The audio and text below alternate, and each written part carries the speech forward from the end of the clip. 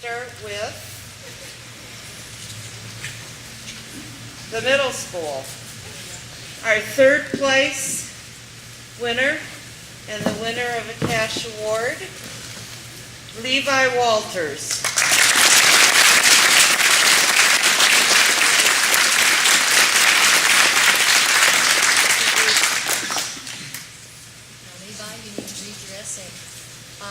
He needs to read his essay. You want to do that after? He needs to read his essay. Oh, Levi, you have to read your essay now.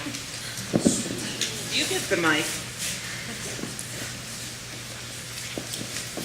Levi and all of you students, be sure you hold the mic up close to your lips or we won't be able to hear you. Okay, so make sure and do that. Okay, so that you'll be successful. My essay is called Religion in My Life. If the First Amendment had not been stated, my life would be a total disaster. The First Amendment protects people's right to practice a desired religion, as well as protecting us from being forced into any religious beliefs that we do not choose. I am a Christian and my life lays in the hands of Jesus, my Savior. I go to church as much as I can. That's not saying, oh, look at me, I'm so great, I go to church every Sunday, so I'm a Christian. It's not just going through the motions. It's giving your life to God and trusting that He will guide me through whether times are good or bad, and being free to do so in the country that I live in. The First Amendment also states freedom of speech, so you can speak out and have your say in society or even just as simple places such as school. I believe that freedom of speech also relates to the religion in which you believe. Someday I would like to stand out and spread the word of Jesus throughout the world. Also, when I am down on myself or frustrated with others, I think of Jesus and how He would like me to handle it. If these actions were not allowed or illegal, it would change how I believed, what I believed in, but my heart would stay in the same practice of my beliefs. It would just be much riskier. The message of salvation in Jesus Christ is illegal in 52 countries. In 38 of these countries, Christianity is restricted and 14 areas are considered hostile.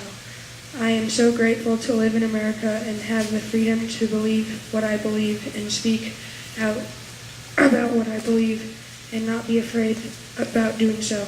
The First Amendment is probably the most important to the U.S. Constitution, as it guarantees the people of America the choice to believe what they choose to believe and be able to express their beliefs in public.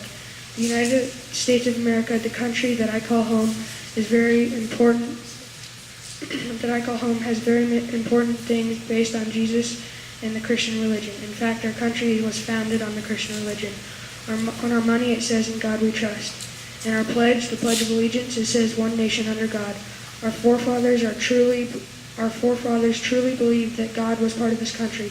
Thomas Jefferson felt very strongly that American people should be given the freedom of and from religion. In fact, he pushed for legislation that would guarantee these individual rights. James Madison promised that he would promote such a bill, and it became law in Virginia in 1786. If you are a Christian and have not thought of this before, you should. I am very grateful that I am living in a country where those before me have thought about it and made it possible for me to believe as I choose. I'm very thankful to live in America and be an American.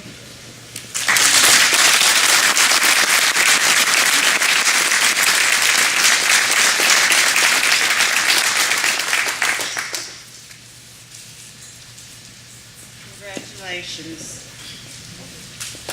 Second place for the middle school. I can't believe these kids are in middle school. Logan Blakesley.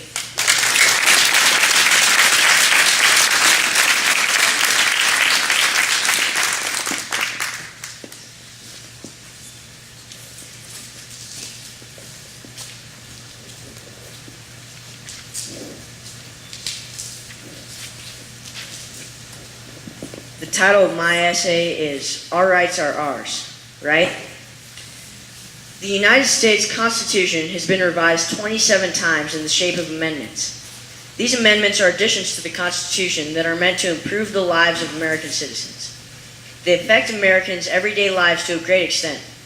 Of these amendments, the one that intrigues me the most is the 10th Amendment. The 10th Amendment states that the powers not delegated to the United States by the Constitution, nor prohibited by it to the states, are reserved to the states respectively or to the people. In other words, if the government is exercising a right not listed in the Constitution, it is deemed unconstitutional.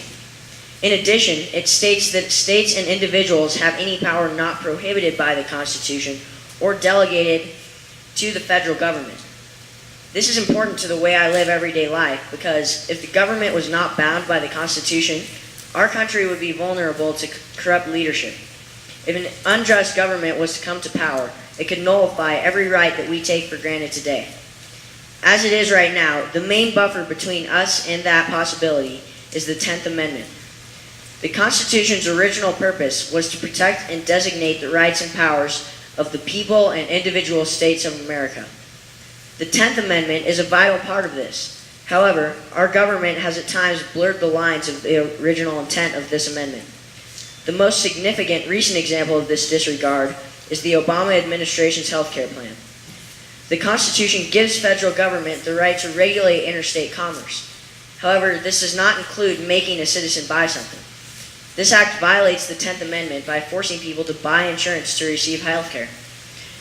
Another example is federal gun regulation. Under the 10th Amendment, guns manufactured and kept in state should be immune, but in many states are not, to federal government control. Finally, our entire education system, which was originally run at a county level, has been intruded upon and regulated by federal government. Our founding fathers left us with tools such as the 10th Amendment to protect our rights. It is our responsibility to ensure their original intentions are adhered to.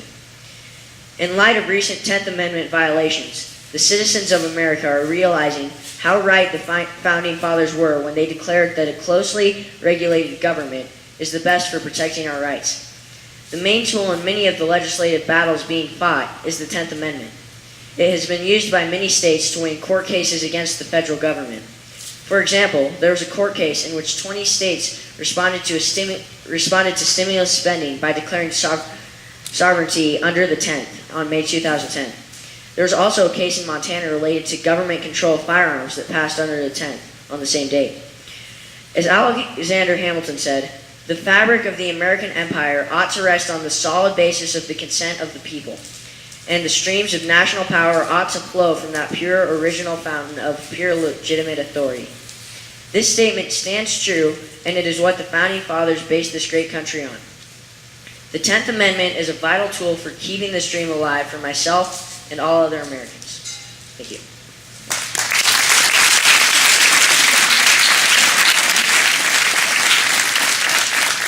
Can you believe he's in 7th grade? I mean, I think that this has been really impressive.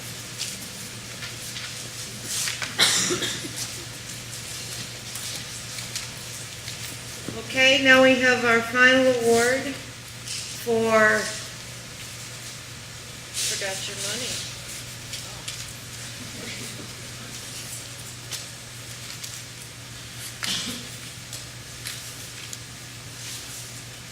There you go. First place in middle school goes to Megan Rayer of Legacy Charter Academy.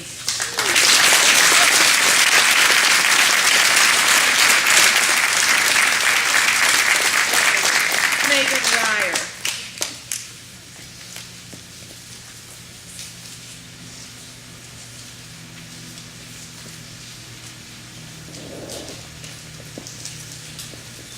The title of my essay is Free Speech is Not Always Fair Speech.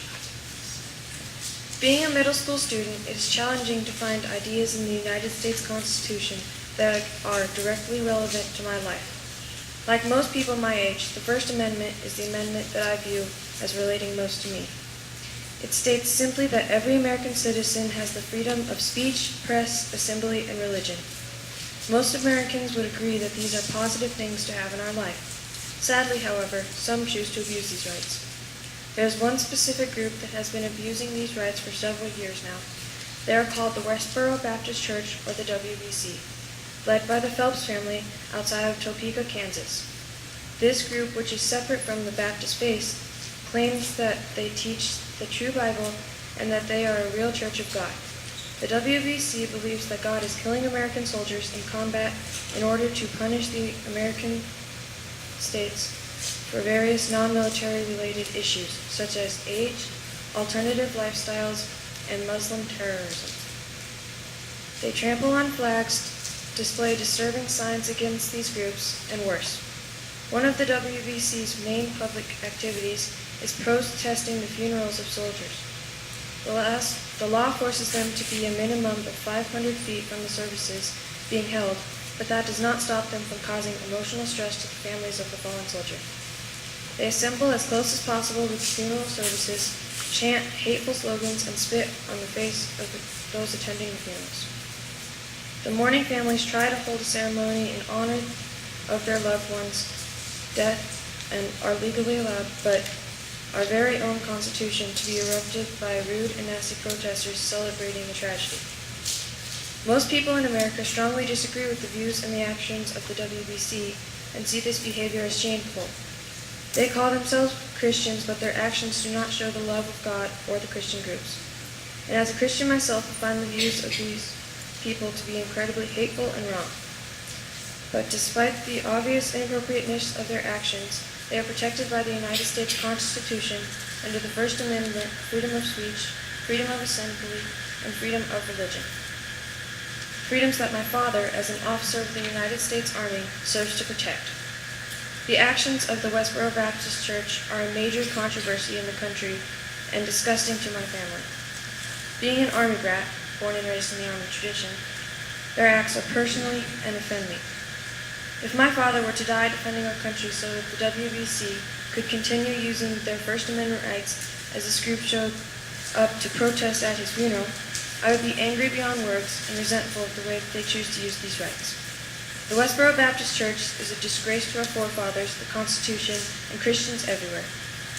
As disgusting as I think the Westboro Baptist Church is, I still believe in the United States Constitution and the freedoms it has to offer. Just as the WBC has the right to act in such an ugly way, I have the right to say to them, may God have mercy on your souls.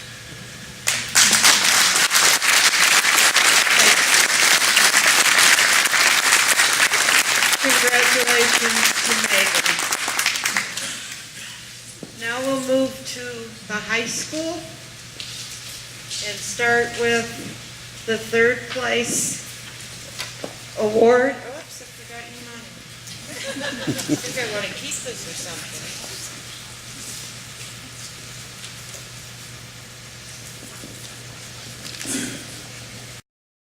There is a cash award that we award these kids from the Republican women. It's $100 for first place, $75 for second, and $50 for third. There will also be an additional award tonight made possible by Mary Rathbun's family, who is sitting with us tonight. After the awards, you'll hear about that. But the third place award for high school is a student of Kiowa High School, Hannah Wills.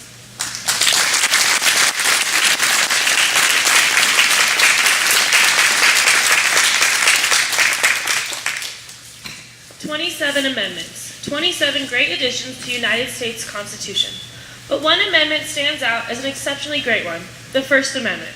The First Amendment of the United States Constitution states that Congress shall make no law respecting an establishment of religion or prohibiting the free exercise thereof, or abridging the freedom of speech or of the press or of the right of the people to peaceably assemble, and to petition the government for a redress of grievances. This five-part amendment spans numerous segments of the history. The First Amendment, therefore, has made America what it is today. Americans have been raised for generations to speak on their mind and stand up for what they believe in. If the government would ever try to change or restrict that, there would be serious consequences. The freedoms given to us in the First Amendment allow Americans to make choices of what to watch, listen to, and to read. America was founded by tradition breakers. Our forefathers knew that the future generations would be an independent bunch, and that is why they put those five freedoms at the top of the list. With everything this day and age having to be politically correct and inoffensive, it is nice to, no matter what, be able to still say what you want to say. The first part of the First Amendment is religious freedom. The Pilgrims originally came to this country to escape the religious persecution of the English Parliament. The next part of this amendment is the freedom of speech. This is to many teenagers their favorite amendment. Not so they can mouth off to their teachers, but so they can begin to realize that everything that comes out of their mouth has an effect on someone. Now, although a few young people abuse this privilege, many leaders of our generation are using their voices to make very positive changes all over the globe. Freedom of the press is next. This statement hits close to my heart. As a student seeking a prospective journalism career, I know that the power that words can hold. I enjoy not only being told what to write, and not having to make my stories family-friendly, and not having to show both sides of every story. Back in the 1960s, these freedoms did not seem as free to the colored people of America. They wanted to speak their minds and had great things to say, but were not at liberty to say them because of the racial segregation. But as they began the movement that helped from the First Amendment, specifically the right to peaceably assemble, this helped them achieve equal rights in more aspects of society. And last, but certainly not least, the part of the amendment that is the part that gives Americans the right to petition. This gives Americans the ability to change the laws. It gives the people ways to gather followers and then show the government that the people do not agree with the decisions of the lawmakers and the leaders. The U.S. Constitution is a powerful and sacred document full of privileges and rights, but the freedom that is given to us in that document is even greater. Thank you.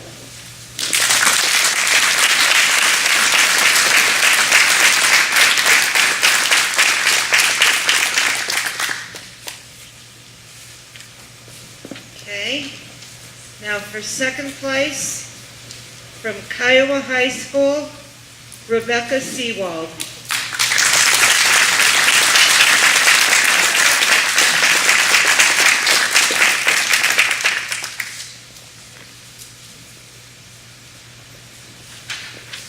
Proud to be an American woman. I was born into a world of men and boys on a blustery April day in 1900. 7 boys had come before me, so my mother rejoiced when she heard the words, "It's a girl." With 8 children to feed and clothe, my parents led a busy life. Mama taught me how to mend socks, wash linens, and bake cornbread for supper. Every day it was the same. Stay inside and help with whatever chores needed to be done around the house. I did love the fall, though, and the smell of cinnamon and cloves would fill the air, as Mom and I would bake pumpkin pie for Daddy and my brothers when they came home from school and work. Speaking of school, I went to school until 8th grade. I learned to read and write and practiced writing letters to everyone I read about in the newspapers Daddy brought home. I had to sneak those papers into my room at night, though as Daddy said, those are not proper reading material for the eyes of a young lady. So most of the time, I read my small catechism or Bible by the light of a cozy fire. Late at night, though, when everyone was asleep, I began to learn from Daddy's papers that there was a bigger world out there than my own. It was from these newspapers in 1914 that my great-grandmother Clara first learned about the National Federation of Women's Club and the women's suffrage movement. After learning about the movement, she realized what the right to vote could mean for her and all women and the role they could play in making decisions for their country. Clara learned that in 1878, the Women's Suffrage Amendment was introduced into Congress. She joined the many women and men of her day to see the 19th Amendment finally become ratified by Congress in 1920. The 19th Amendment would read, "The right of citizens of the United States to vote shall not be denied or abridged by the United States or by any state on account of sex." Because of women like my great-grandmother and women such as Susan B. Anthony and Elizabeth Staunton, who refused to settle for a life without the same rights as men, my life is significantly different. I can help choose the direction that my country takes through the right to vote. I am represented by my government because I can choose those who represent my interests. I can go to college, choose my career, and expect equal pay for a job equally performed. Until 1920, women had no representation. Their life course was chosen by the men around them and who chose not to afford them the same rights as they. The ratification of the 19th Amendment was just the beginning of equality for women. I can never settle for being told that I cannot do something because I am a girl. I do not have to sit back and let life in America happen for me. For because of the brave women like my great-grandmother's day, I can be a part of making this history. Someday, when it's my turn, I will vote and be a proud woman who has a say in life because of the 19th Amendment.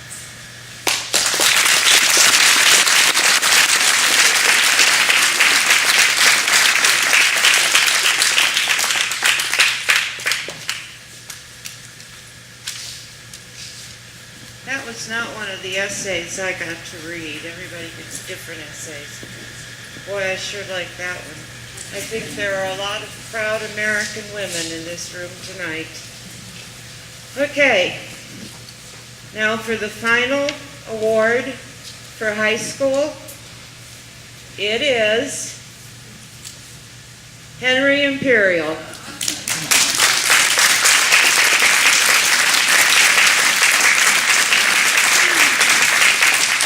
This is the third time that Henry has won this award.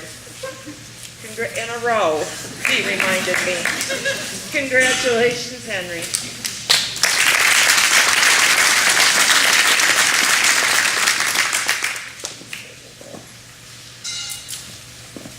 On the matter of a teen's privilege to vote. Sometimes I wonder how many people take our right to vote for granted. A recently published poll in USA Today regarding the reasons why people didn't vote in the 2006 midterm elections reveals a lot about how our society regards voting. 38% of respondents said they had a schedule conflict, 12% said they had an illness, 12% said they were not interested, 7% said they didn't like the candidates or issues, and 6% said they just forgot. There are many ways you can request a ballot for early voting if you know you have plans, if you're physically disabled, or it's just so you don't forget. It is clear that many citizens don't understand what a privilege we have in the 26th Amendment to the U.S. Constitution. Ratified in 1971, the 26th Amendment confers on U.S. citizens the right to vote at age 18. The 26th Amendment is going to have a huge effect on my life. I will turn 18 in 2012. It's widely known that the 2012 presidential election will be one of the most important elections in the American recent history. Our economy has shown, at best, small signs of improvement, but it still has a long ways to go, and without the right leadership, it may falter irreparably. Our situation in the Middle East is a dangerous point, with Iran close to having a nuclear weapon. Our national debt currently stands at roughly $54 trillion. This is a total of the federal government, business, state and local government, financial institutions, and individual debt. It's hard for me to understand at 16 how it can recover from such a heavy debt load. But it is clear that it will fall to my generation to bring the country back from this. I think Ronald Reagan said it best in his time, freedom is never more than one generation away from extinction.